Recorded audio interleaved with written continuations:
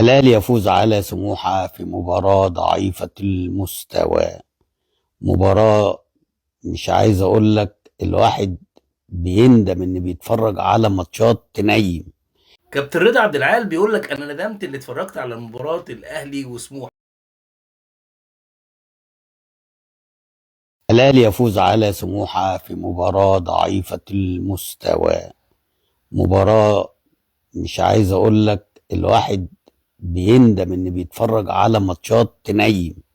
يعني الواحد مفروض إن الماتشات دي كان بيستناها بشغف وبشوق. ماتشات الاهلي والزمالك بالذات في رمضان بعد يوم بقى صيام، وبتاكل وتبقى مأنتخ عشان ان انت عايز تنام، فالماتشات دي انت بتستناها عشان ما تنامش.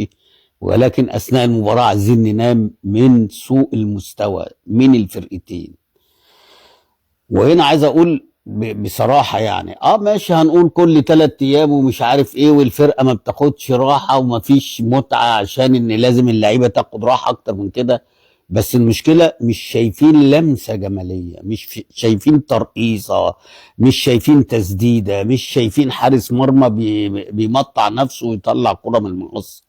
بصراحة بنتفرج على ماتشات زي بالظبط دوري الدرجة الثالثة والرابعة ودوري الشركات.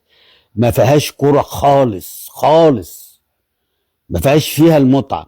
يمكن الوحيد اللي انت بتتفرج عليه عشان بيعمل حاجات يخطف نظرك ويخطف قلبك شوية هو بزيرة، بمنتهى الأمانة. واللي يزعل يزعل واللي يتضايق يتضايق.